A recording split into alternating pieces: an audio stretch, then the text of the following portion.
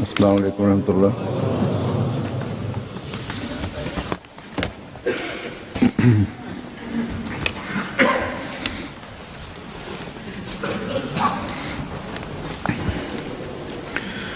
أشهد أن لا إله إلا الله وحده لا شريك له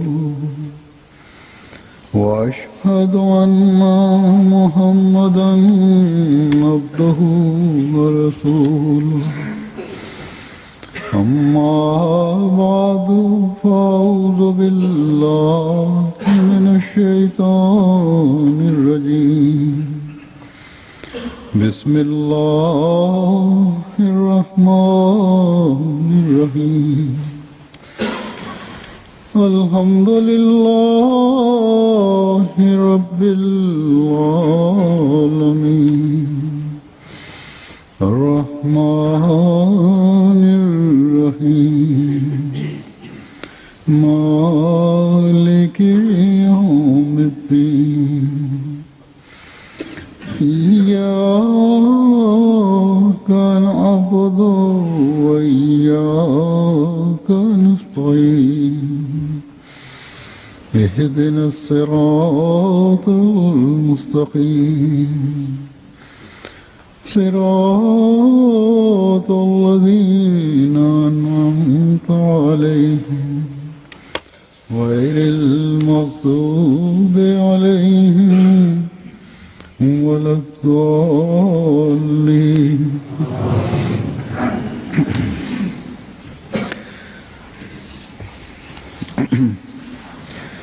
आज मैं फिर सहाबा मसीह मौद अलैहिस्सलाम के कुछ वाक़यात पेश करूँगा। Aujourd'hui, encore une fois, je vais présenter des incidents au cours de la vie des compagnons du Messie promis alayhi salam. Des incidents qui démontrent leur courage après avoir embrassé l'Ahmadiyya. Grâce à cela, l'on comprendra l'effort qu'ils ont fait pour comprendre la foi et la religion, l'effort qu'ils ont fait pour essayer de comprendre le Saint-Coran. Lorsqu'ils ont compris la vérité, lorsqu'ils ont accepté cette vérité, ils étaient prêts à endurer toute souffrance sur cette voie. Dans le registre des récits des compagnons du Messie premier alayhi salam, on trouve ces récits sous différents titres et je vais présenter ces récits de temps en temps. En tout cas, aujourd'hui, je vais présenter quelques récits qui prouvent leur bravoure et leur témérité. Mia Abdulaziz Al-Ma'rouf Al-Mughal déclare que moi et Ayoub Beg, nous sommes partis voir un mullah dont le nom est Abdullah Tonki. Mon compagnon Mirza Ayoub Beg a dit au mullah Abdullah Tonki que pourquoi dites-vous que nous et notre maître nous sommes des kuffars, c'est-à-dire que les Ahmadis et le Messie premier salam sont des kafirs.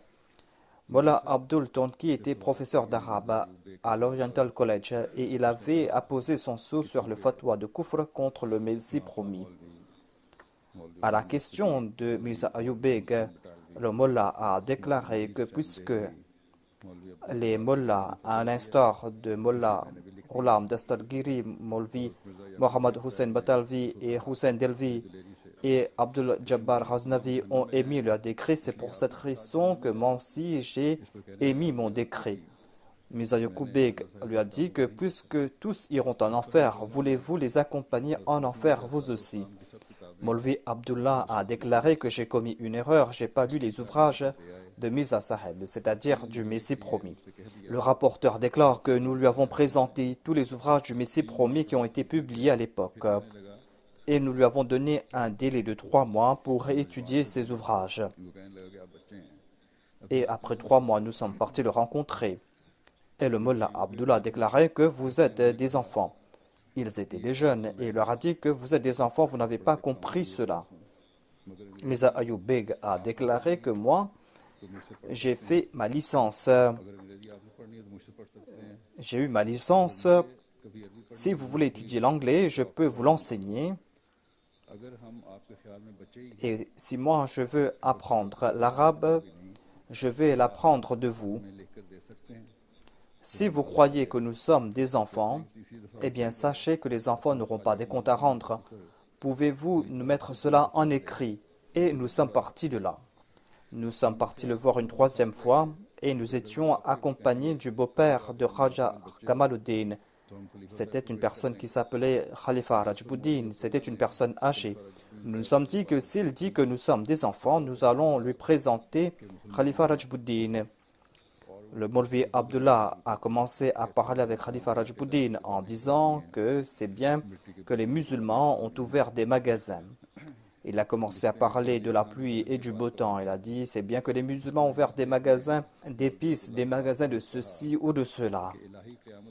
Le rapporteur déclare que cet incident s'est passé après le meurtre de l'Ikram. Ayyub Beg a attrapé la main du Mullah Abdullah et a déclaré qu'au jour de la résurrection, je vais attraper votre main ainsi. Et je vais dire à Dieu, ô notre Seigneur, à 3 reprises nous sommes partis le rencontrer. Et il ne nous a pas expliqué pourquoi nous sommes des kafirs. Le Maulvi Abdullah Tonki a déclaré que je ne m'en soucie pas. Mirza Ayyub Beg a répliqué que si vous ne vous en souciez pas, eh bien jamais je vais vous saluer. Tout au long de ma vie, jamais je vais vous saluer. Et nous sommes partis de là. Et Mirza Ayyub Beg a respecté son serment jusqu'à la fin de sa vie.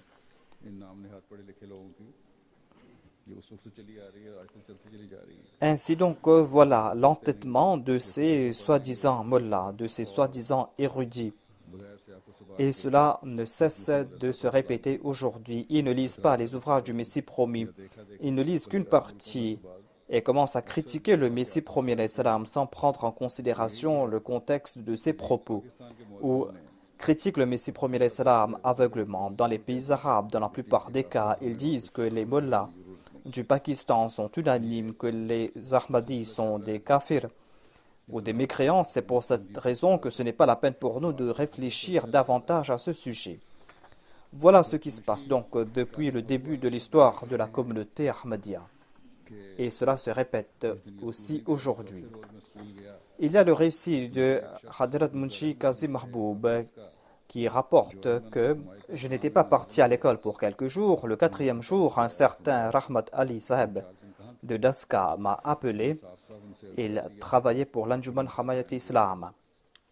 Il m'a dit « Où étais-tu pendant ces 4 jours ?» Je lui ai dit que moi, j'étais parti à Qadian. Il m'a dit « Est-ce que tu as fait la bayra ?» Je lui ai dit « Oui ». Il m'a dit que « N'en fais pas mention ici ». Moi aussi, je suis Ahmadi, moi aussi, j'ai prêté allégeance, mais je n'ai pas informé personne, afin que les gens ne m'agacent pas. Je lui ai dit que moi, je ne vais pas cacher cela.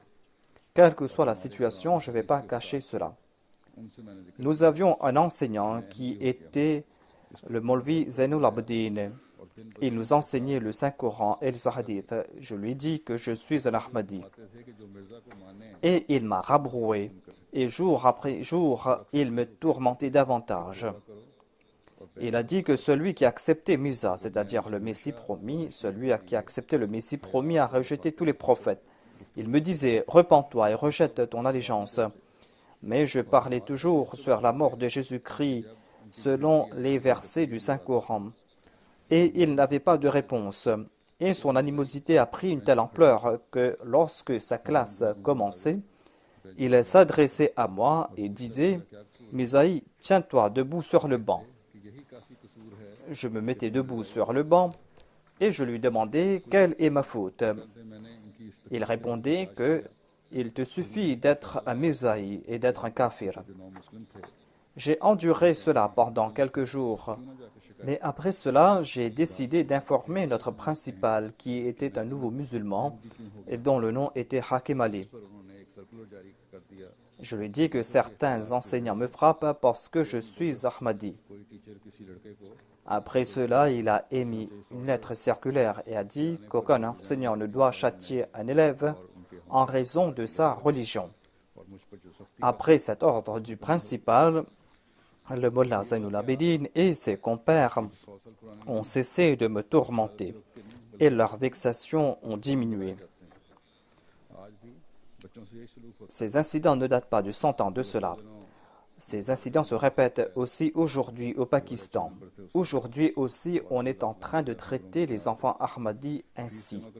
Quelques jours de cela, j'ai reçu une lettre d'un étudiant Ahmadi du Pakistan qui a dit qu'il a reçu de très bons résultats. Il a été admis au collège en raison de ses résultats. Il voulait payer ses frais, mais lorsqu'il est parti rencontrer les responsables qui ont su qu'il était Ahmadi, ils lui ont demandé s'il était un Ahmadi. Il a dit oui, je suis Ahmadi. Et ils lui ont retourné son argent. Ils lui ont dit que pars d'ici, ton entrée a été annulée, ne viens plus ici, sinon on va te briser la jambe. J'ai reçu une lettre d'une jeune fille quelques jours de cela qui avait de très bons résultats, qui était intelligente. Elle a rempli le nouveau formulaire informatisé pour l'entrée. Et là-bas, il devait cocher sur musulman ou non musulman. Auparavant, nos enfants écrivaient Ahmadi, mais maintenant, il n'y a plus cette option. Elle a coché dans la case pour qualifier qu'elle est musulmane, mais ensuite, il y a une autre déclaration où l'on doit signer, une déclaration dans laquelle on insulte le Messie premier l'Islam. Quand elle n'a pas signé là-bas, sa demande d'admission a été annulée. Ainsi, on est en train de persécuter ces enfants Ahmadis, des enfants qui sont très intelligents. Dans le premier incident, le principal était juste. Et c'est pour cette raison qu'il n'y avait plus de persécution. Mais aujourd'hui, on est en train de commettre cette injustice au nom de la loi. Une injustice qui est en train d'atteindre son comble. Et beaucoup d'enfants Ahmadis sont affectés par cette situation. En tout cas, cette injustice est en train de renforcer la foi de ces jeunes par la grâce de Dieu. Il y a un incident qui concerne Meher Ghulam Hussein qui rapporte un incident concernant sa conversion. Il a déclaré que j'étais en compagnie de Maulvi Faizuddin et un certain Rahim Bakhsh est venu nous rencontrer. Il a dit au Mullah qu'aujourd'hui je suis très soucieux. Je lui ai demandé la raison. Il a répondu qu'il y a un certain Hamid Shah qui est un homme de Dieu, qui est un ange. Les hindous et les musulmans font ses éloges. Qu'ils soient hindous ou musulmans, tous font ses éloges. Aujourd'hui, il a commis une grosse erreur. Aujourd'hui, Hamid Shah a demandé à son oncle, qui s'appelle Omar Shah, il lui a demandé quelle est votre opinion à propos de Jésus-Christ. Son oncle a répondu que mon fils, ma foi, est qu'il est vivant au ciel et qu'il va descendre sur terre pour réformer les musulmans. Hamid Shah lui a dit que à partir d'aujourd'hui, vous n'êtes plus mon imam, car c'est là la croyance d'un polythéiste, c'est-à-dire qu'un être humain puisse vivre pour l'éternité. Ensuite, cette croyance que vous avez outrage la mémoire de notre maître, le saint prophète Mohammed Mustafa sallallahu alayhi wa sallam. Lui, il a été enterré ici sur terre alors que Jésus-Christ est monté au ciel. Son oncle lui a dit qu'à partir de maintenant, dirige la prière, je vais prier derrière toi. Rahim Bakhsh a dit au Mullah que j'accepte que le Messie est décédé, car s'il est toujours en vie, cela va affecter l'unicité de Dieu. Rahim Bakhsh a dit que ne croyez pas que je suis Ahmadi, je ne suis pas Ahmadi, mais certainement la parole de Mirza Saheb, du Messie promis, est vraie. Je ne peux pas endurer le fait que l'on porte atteinte à l'honneur du saint prophète. Le Mullah a placé sa main sur ma bouche. Je lui ai dit que « Pourquoi m'empêchez-vous de parler ?» Le Mullah a dit que si vous croyez que le Messie est mort, alors pourquoi donc faire autant de bruit à ce sujet? Si vous avez accepté ce fait, eh bien gardez-le pour vous. J'ai répondu que dès que je sors de la mosquée, je vais annoncer cela. Je vais annoncer que si Jésus-Christ est toujours vivant au ciel, c'est là un outrage à la mémoire du saint prophète.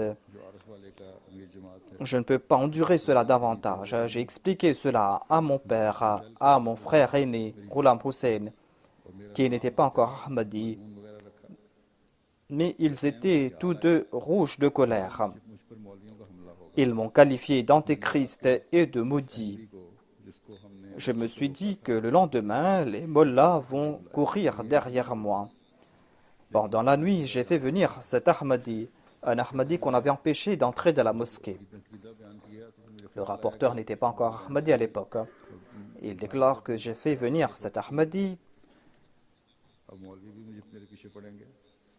et il a dit que j'ai été rabroué par mon père et mon frère et les mollahs aussi vont me courir après. Et j'ai fait appeler cet Ahmadi qu'on avait chassé de la mosquée auparavant. Je lui ai dit, est-ce que le Messie promis a donné des preuves quant à la mort de Jésus-Christ ou est-ce qu'il a dit cela comme une parole en l'air? L'Ahmadi a déclaré qu'il a présenté 30 versets. J'étais tout étonné, je lui ai dit que matin et soir nous lisons le Saint-Coran et je ne suis jamais tombé dessus. Présente-moi un seul verset. Il m'a présenté le verset de la 7e partie où il est dit Falamma tawaffaytani. Je lui ai dit que maintenant je suis convaincu, aucun mollah ne pourra se mesurer à moi. À l'heure de la prière de Fajr, 2 mollahs et quelques personnes sont venus voir mon frère. J'étais tout près de la porte de la mosquée et ils sont venus me rencontrer. Le Molvi Ghulam Hussein a déclaré « Pourquoi êtes-vous l'ennemi du Messie, Jésus ?» Je lui ai dit « Est-ce que je suis son ennemi ?» Il a dit que votre frère a dit que vous avez accepté la mort de Jésus-Christ. Le rapporteur déclare que pourrais-je faire? Jésus-Christ lui-même a accepté qu'il est mort.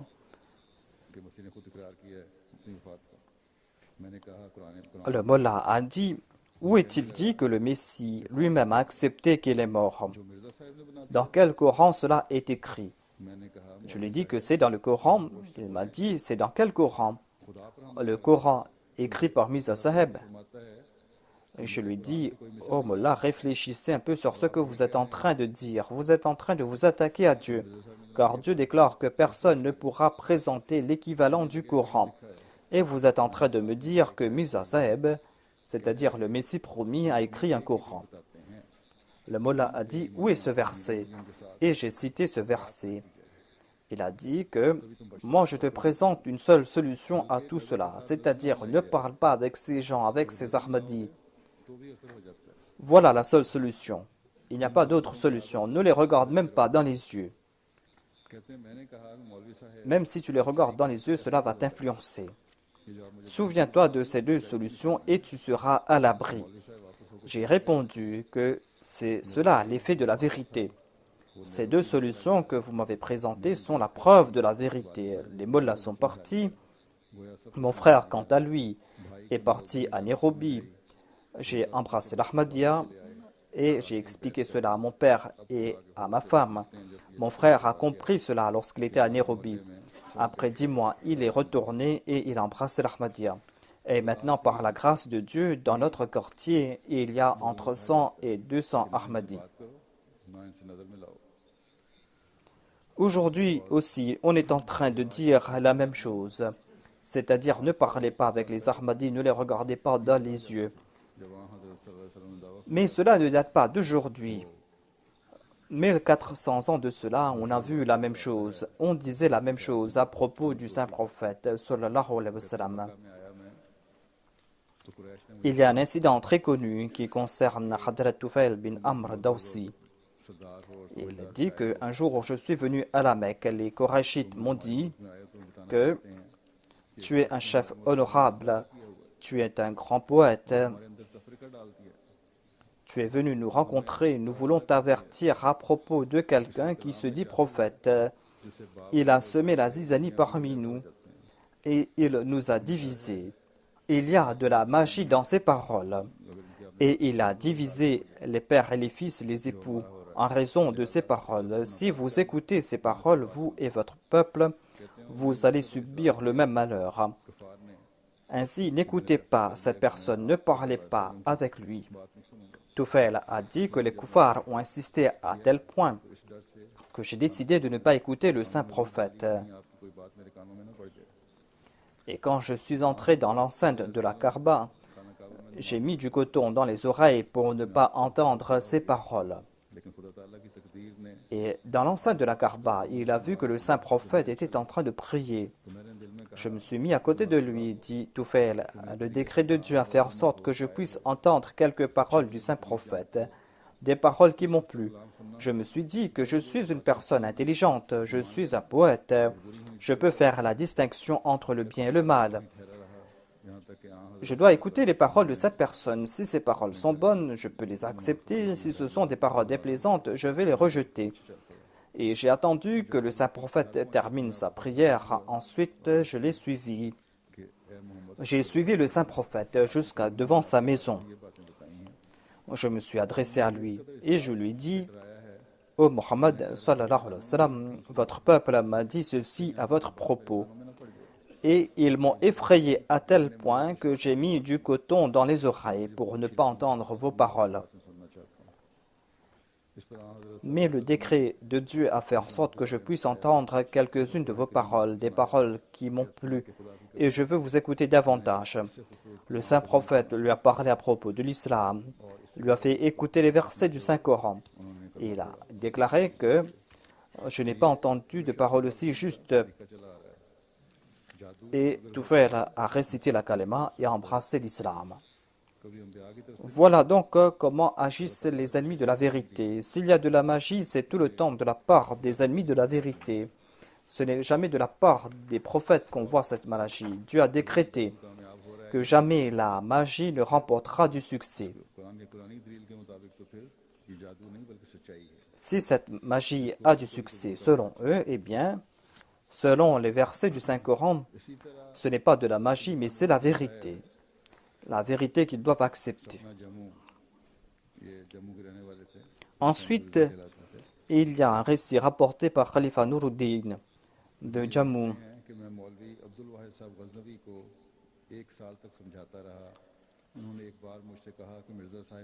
Il rapporte que j'ai expliqué pendant 1 an certains faits concernant l'Ahmadiyya à Maulvi Abdul Wahid Ghaznavi. Et elle m'a dit que les mollahs ont émis un décret que Mirza Saheb est un kafir, un mécréant. Je lui ai dit qu'on a dit la même chose à propos de votre père. Après cela, il m'a dit qu'il y a un certain Maulvi Mohamed Lakou qui reçoit aussi des révélations. Je vais l'écrire et lui demander quelle est l'injonction de Dieu à propos de Mirza Saheb, à propos du Messie promis. Il a reçu la réponse après 1 mois. Le mollah a déclaré que j'ai reçu la réponse de la part de Dieu. J'ai prié et j'ai reçu la réponse. La réponse est Mirza Saheb kafir. Le rapporteur déclare que lorsque je suis retourné à Jammu, il m'a montré la lettre. J'ai dit à Maulvi Abdul Wahid que ce Dieu qui lui a révélé ces paroles est un Dieu très peureux. Il dit Mirza Saheb est kafir et il utilise aussi l'épithète Saheb par respect. Il a dit Mirza est un mécréant, mais il a aussi utilisé l'épithète Saheb par respect. Le rapporteur a dit que je n'ai pas confiance en les révélations dans un Dieu aussi peureux.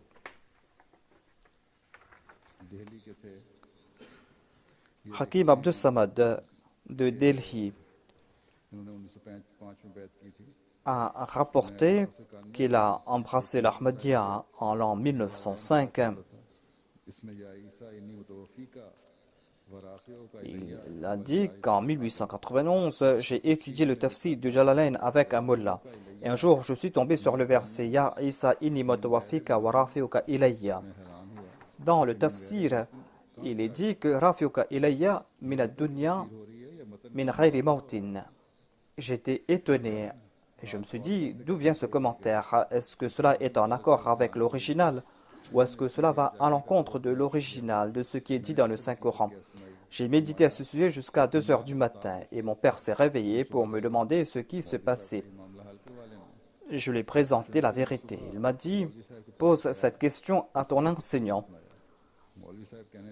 Demande au mullah de résoudre ce problème pour toi. Le lendemain, je suis parti rencontrer le mullah. Je lui ai raconté toute l'histoire. Le mullah a déclaré que tous les exégètes, depuis le début jusqu'à la fin, disent la même chose. C'est cela leur croyance. Ce n'est pas la peine de discuter à ce sujet. Voilà ce que disent tous les mollahs, ce n'est pas la peine de discuter davantage à ce propos. Mais je lui dis que tant que je n'ai pas compris cela, je ne vais pas aller de l'avant. Il était très en colère et il a fait appeler mon père. Mon père lui a dit que vous êtes le précepteur, il est votre élève. Cette affaire est entre vous, je ne vais pas m'immiscer dans vos affaires. Le mullah m'a dit, continue à lire. Mais je lui ai dit que tant que vous n'allez pas m'expliquer cela, je ne vais pas aller de l'avant. Et le mullah était en colère et m'a frappé. Il m'a dit que tu es frappé de folie et Mirza aussi est frappé de folie. Je lui ai demandé qui est ce Mirza, car il ne connaissait rien à propos du Messie premier salam à l'époque. Je lui ai dit qui est ce Mirza. Mais je me suis dit que j'ai trouvé là un point très important. Et ce n'est pas une idée farfelue de ma part, mais il y a une vérité derrière. Et il y a d'autres personnes qui ont les mêmes idées que moi. Et je n'ai pas perdu de temps. J'ai dit au mollah que tant que vous n'allez pas m'expliquer cela, je ne vais pas aller de l'avant. C'est une question de foi et il n'y a pas de coercition dans la foi. Aujourd'hui, vous me donnez une claque pour me faire accepter votre point de vue. Demain, un autre mollah va me donner 2 claques pour me faire accepter le contraire. Et après cela, il y aura un autre mollah qui va me frapper 3 fois pour me faire accepter le contraire. Je ne vais pas aller de l'avant. Ainsi, l'on comprend que ces gens-là n'acceptaient pas ces faits aveuglement. Les anciens réfléchissaient à ce sujet après mûre réflexion. Il m'a dit qu'il était vers 11 heures du matin et je ne voulais pas étudier davantage. L'après-midi, je suis parti voir un autre mullah. Et il m'a dit la même chose, c'est-à-dire, toi tu es frappé de folie ainsi que le Mirza. Tu es en train de dire la même chose que Mirza Saheb. C'est-à-dire, il a cité le Messie premier salam. Le rapporteur déclare que cela a renforcé mes convictions, à savoir que mon opinion est bien fondée. Je suis parti voir Abdul Wahhab, un autre mullah. Il m'a dit que c'est une longue histoire. Il y a quelqu'un qui dit que Jésus-Christ est mort et qui a dit qu'il est ce Messie que les gens attendent. Je lui dis que j'ai compris le premier point, mais je n'ai pas compris le deuxième point. Ce mullah a déclaré que je suis parti dans le Pendjab. Je suis resté là-bas pendant une vingtaine de jours. Là-bas, j'ai rencontré un de ses suivants qui s'appelle Maulana Nuruddin, qui est un grand médecin qui n'a pas de père. Et j'ai écouté aussi ses discours sur la foi. Les grands mollahs sont bouche bée face à lui. Abdul Wahhab n'a pas dit qu'il était Ahmadi. Il avait déjà embrassé l'Ahmadiyya. Mais il ne lui a pas dit qu'il est Ahmadi. Car il avait peur de l'opposition. Il m'a dit, ne parle pas à voix haute. Le Maulvi Abdul Ghafour va nous entendre. C'est-à-dire qu'il y avait ce mullah non-Ahmadi qui était là et qui allait m'entendre. Le jeune lui a dit que je ne m'en soucie pas, je ne peux pas cacher la vérité. En tout cas, j'ai continué à apprendre jusqu'en l'an 1905. Et en 1905, le Messie premier alayhi salam est venu à Delhi. Il avait logé dans la maison d'Alif Khan. Et des milliers de personnes sont parties le rencontrer. Je suis parti moi aussi. J'étais en compagnie de certains mollahs qui étaient ses adversaires. La plupart d'entre eux étaient des étudiants. Et notre chef était Maulvi Mushtaq Ali. Il a soulevé certaines objections concernant le Messie promis. Et le Messie premier alayhi salam lui a dit d'attendre quelques instants. Il a demandé à Mufti Mohammed Sadiq d'apporter du papier et une plume et a écrit un article. Et l'a offert à Maulvi Mushtaq Ali. Il lui a dit, lisez cela. Si vous n'avez pas compris un mot, demandez-moi. Et écrivez aussi votre réponse. Le Messie premier salam lui a écrit quelque chose et lui a demandé de lire cela et de répondre à ce qu'il a écrit. Et s'il n'avait pas compris quelque chose, de demander au Messie premier salam. Et il lui a dit de répondre par écrit à ce qu'il avait écrit. Le Messie premier salam a dit que lisez cet article, faites écouter cet article aux autres et écrivez votre réponse. Le mullah, sans écrire sa réponse, a commencé à présenter l'article du Messie promis aux autres. Le Messie promis lui a dit que si vous aviez écrit la réponse, cela aurait été meilleur, afin de ne pas perdre du temps. Mais le mollah a déclaré que je vais répondre verbalement. Ce n'est pas la peine pour moi d'écrire. Je vais vous répondre verbalement. En tout cas, il a lu à voix haute l'article du Messie premier l'Islam. Mais après cela, il était tout silencieux. Il n'a pas pu répondre. Certains des étudiants ont dit que si nous avions su que vous ne pourrez pas répondre à cela, nous aurions choisi quelqu'un d'autre comme chef. Vous nous avez embarrassés. Et le mollah a frappé un étudiant. Celui-ci a répliqué le mollah. Et ils se sont commencés à se battre. Et le mufti Mohammed el-Sadiq est venu et les a séparés. Après cela a commencé le discours du Messie promis à l'Islam. Et les gens ont commencé à faire du bruit. Les Ahmadis ont entouré le Messie promis à l'Islam, mais il y avait un vide. Le rapporteur déclare que je me suis mis là-bas. Il n'était pas encore Ahmadi, mais il s'est mis là-bas. Il y avait un certain Ahmad Khan qui était un Ahmadi, qui croyait que j'étais un adversaire et qui m'a repoussé. Après quelque temps, je me suis mis de nouveau là-bas. Il ressentait de l'amour pour le Messie promis l'Islam et il voulait se mettre dans cet espace pour que personne ne puisse atteindre le Messie promis. Akbar Khan est venu pour me repousser, mais le premier calife l'en a empêché.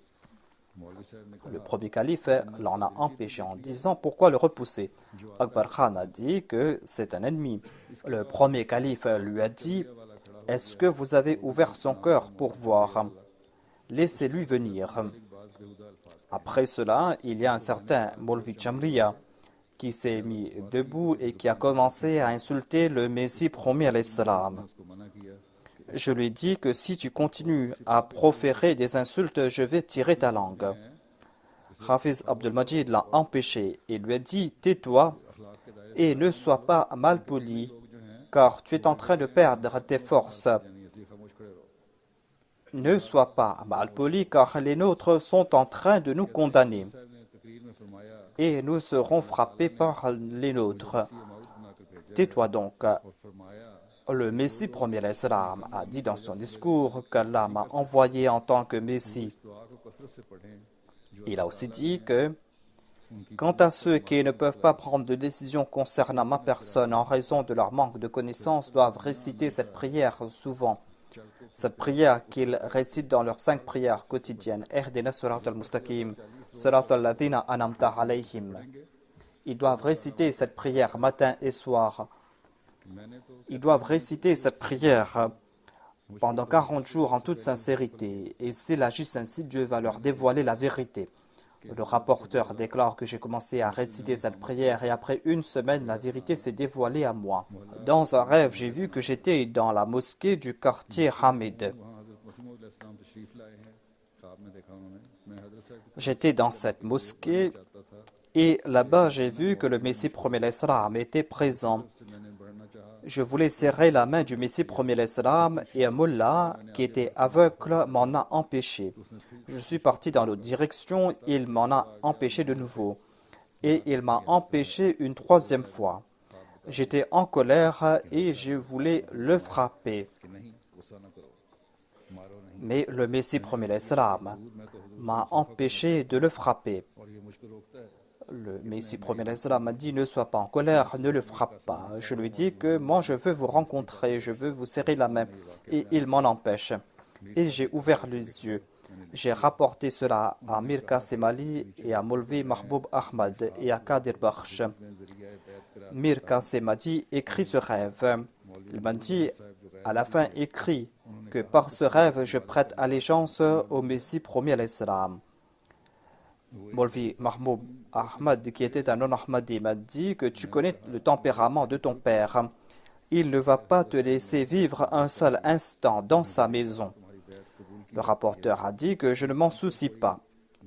En tout cas, le Messie promis d'Islam a accepté mon allégeance et il m'a écrit en disant que j'accepte ton allégeance. Et si quelqu'un t'insulte vertement, ne réponds pas à ces insultes. On peut t'insulter, mais ne réponds pas à ces insultes. Il m'a dit que je vais rapporter ce qui s'est passé après. Après le discours du Messie premier, le Maulana Nuruddin a présenté son discours. Et après son discours, j'ai rencontré le Maulvi Nuruddin. Il m'a demandé qu'est-ce que tu as étudié concernant la religion. Le rapporteur a dit que j'ai lu Mishkat, j'ai étudié les tafsirs de la Jalalain. Il m'a dit est-ce que tu as étudié la jurisprudence. Je lui ai dit que j'ai étudié tel ou tel ouvrage. Le nom de ces ouvrages n'était pas lisible car on avait écrit ces récits à la main. En tout cas, le rapporteur a dit que j'ai étudié tel ou tel ouvrage. Le Maulvi Nuruddin m'a dit est-ce que tu as étudié la logique. Je lui ai dit que j'ai étudié tel ou tel ouvrage. Lorsque je suis retourné, Maulvi Abdul Hakim m'a dit que tu dois enlever la peau de ta main. Ce mot-là voulait lui dire que puisqu'il avait serré la main du Messie premier, il ne pourrait pas laver sa main et il doit enlever la peau de sa main. Et c'est là qu'il pourra se laver la main. Naouzubillah. En tout cas, il a prêté allégeance aux mains du Messie premier. Il y a le récit de Hafiz Ghulam Rasoul de Wazirabad. Il rapporte qu'à Wazirabad, il y avait une grande demeure dans laquelle habitait le Raja musulman, le chef musulman de la région. Il y avait un certain Allahwala qui a dit au Raja, qui s'appelait Ataullah Khan, que certaines personnes sont influencées par Ghulam Rasoul, qui est Ahmadi. Ghulam Rasoul était Ahmadi et les autres ont commencé à le suivre. Le Raja lui a dit « Fais-lui venir » et on va lui demander s'il a accepté le fait que Jésus-Christ est monté au ciel et de nous demander d'expliquer la descente de Jésus-Christ. Ainsi donc, on a fait une annonce de la ville et des milliers de musulmans se sont réunis. Ghulam Rasoul a dit que je savais ce que j'allais dire là-bas et je savais aussi qu'il n'y avait qu'une seule personne qui allait comprendre ce que je voulais dire.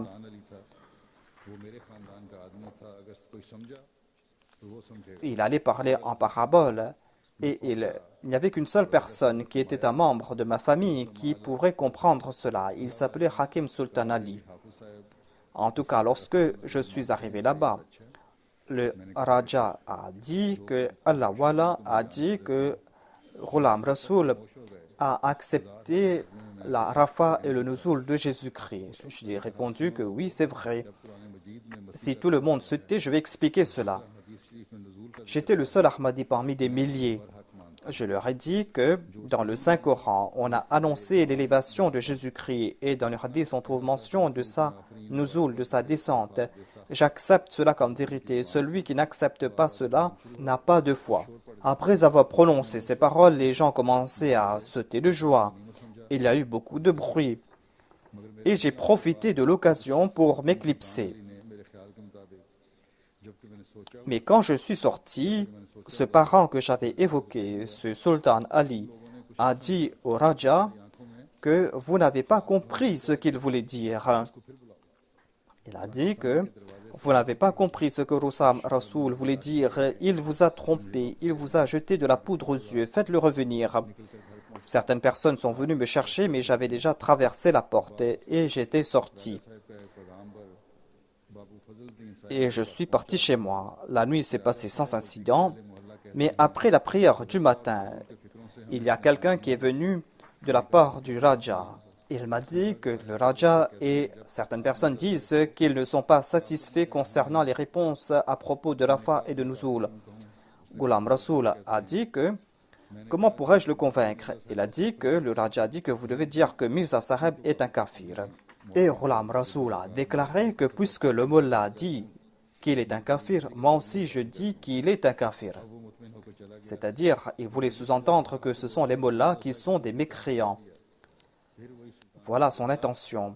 Le messager est parti et le Raja a déclaré que voilà, il a dit que Mirza Saheb est un kafir. Sultan Ali a déclaré, il vous a trompé de nouveau. Il voulait dire que ce sont les Mullahs qui sont des kafirs. Et dites-lui maintenant d'écrire noir sur blanc que je considère Mirza Ghulam Ahmad de Qadian, alayhi salam, naudzubillah, comme un mécréant, un incroyant. Ils sont venus me voir, mais je n'ai rien dit et j'étais enhardi. Et puis j'ai dit ouvertement que je maintiens ce que je dis. Je qualifie de mécréants ceux qui qualifient de mécréants Mirza Sahib. Et ils étaient désespérés.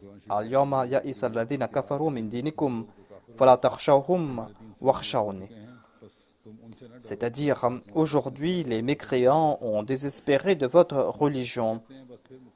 Ne les craignez donc pas, craignez-moi. Allah déclare, ne les craignez pas, mais craignez-moi.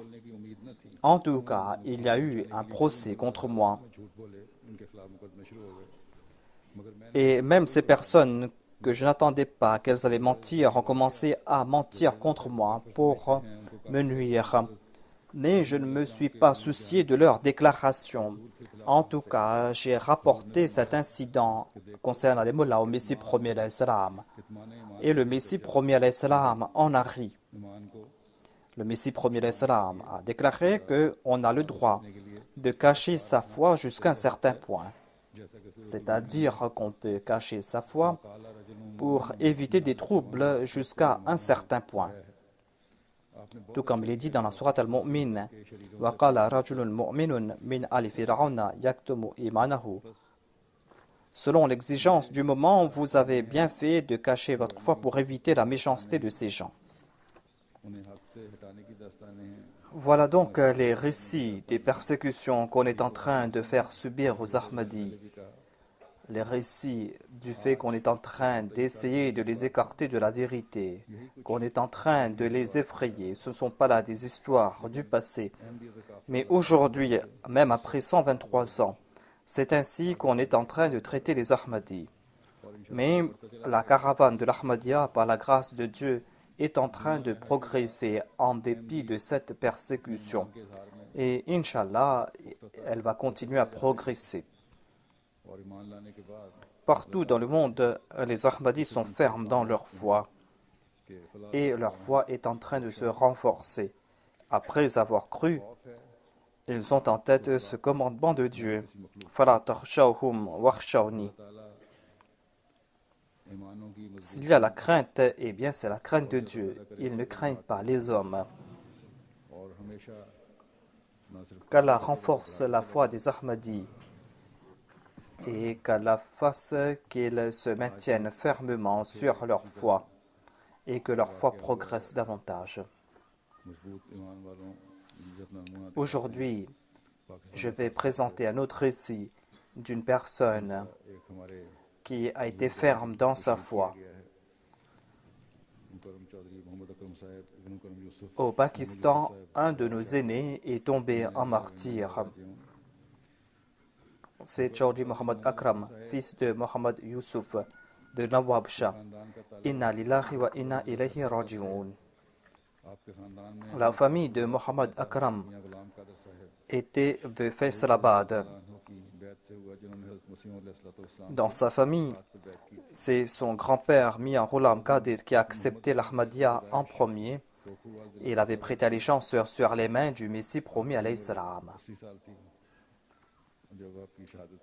Chaudhry Mohammad Akram est né à Kokwal, à Faisalabad. Il avait 80 ans lorsqu'il est tombé en martyr. Il est tombé en martyr hier ou avant-hier. Son père et son frère et lui-même s'occupaient de leur terre à Khanpur. Ils ont vendu leur terrain en 1960 et ils sont partis à Nawab Shah. En 2005, lui et sa femme s'étaient émigrés en Australie car leurs enfants se trouvent là-bas. Il était au Pakistan depuis novembre dernier lorsqu'il y a eu cet incident. Le 29 février dernier, alors qu'il était en compagnie de son petit-fils Munib Ahmad, fils de Rafiq Ahmad, vers 13 heures, il a quitté le magasin de son gendre en compagnie de son petit-fils à Nawab Shah. Lorsqu'ils étaient tout près de leur maison, deux personnes à moto leur ont tiré dessus. Le martyr a été blessé. Lors de son transfert à l'hôpital, il a rendu l'âme. Inna lillahi wa inna ilayhi raji'un. Son petit-fils aussi a été touché à la hanche et la balle a atteint aussi ses intestins. Il a été opéré dessus et il est toujours à l'hôpital. Qu'Allah lui accorde la santé. En 1960, le martyr a élu domicile à Nawab Shah et il a servi la Jamaat aussi pour une longue période. Pendant 35 ans, il était le secrétaire mâle de la ville de Nawab Shah et dans la province. Il a aussi été naïb amir de la province. Il possédait de qualités nobles. Il passait son temps dans la prière. Il était régulier dans la prière tahajjud. C'était une personne très intelligente. Certains m'ont dit que quand il était secrétaire mâle, et si on l'informait qu'on voulait contribuer une somme quelconque, après avoir reçu cette information, il partait en personne voir cette personne au lieu de demander aux contributeurs de venir lui voir. Il prenait l'argent et donnait le reçu immédiatement. Il avait une très grande douleur pour la Jamaat. Il participait dans les œuvres de la Jamaat. Il avait un très grand amour pour le calife et écoutait les sermons du calife avec attention. Le Sadr de la Jamaat de Nawab Shah a déclaré qu'il avait un très grand respect pour les membres du bureau exécutif. Le président de la Jamaat a déclaré qu'en dépit de son âge, il me traitait avec un grand respect. Lorsqu'il est retourné de l'Australie, il a demandé au président de préparer une liste de personnes pauvres, des Ahmadis et des non-Ahmadis, afin de les aider. Et il y avait notre centre à Nawab Shah qui était fermé pendant une longue période. Et il a fait des efforts pour ouvrir ce centre. Et il voulait faire rénover ce centre. Il a dit commencer les travaux et lorsqu'il va retourner en Australie, il va leur envoyer de l'argent de là-bas pour compléter les travaux. Qu'Allah fasse que la Jamaat puisse compléter cette tâche. Il désirait tomber en martyr. Sa belle-fille a déclaré que lorsqu'il entendait que quelqu'un était tombé en martyr, il déclarait que ce sont les choisis qui reçoivent cet honneur et Dieu a exaucé son désir. Il a laissé derrière lui 5 fils et 2 filles. Par la grâce de Dieu, tous ses enfants sont mariés. 4 de ses fils et une de ses filles se trouvent en Australie et un fils et une fille sont au Pakistan.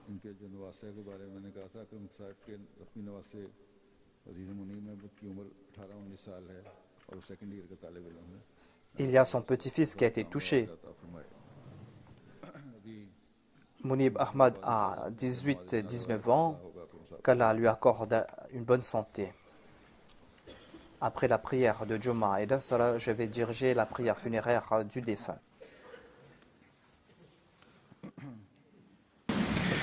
Alhamdulillah, alhamdulillah, nahmaduhu wa nasta'inuhu wa nastaghfiruhu wa nu'minu bihi wa natawakkalu alayhi. ونعوذ بالله من شرور أنفسنا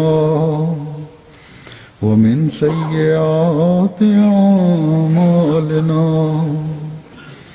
من يهده الله فلا مضل له ومن يضلل فلا هادي له ونشهد أن لا إله إلا الله ونشهد أن محمدا عبده ورسوله عباد الله رحمكم الله إن الله يأمر بالعدل والإحسان وإيتاء ذي القربى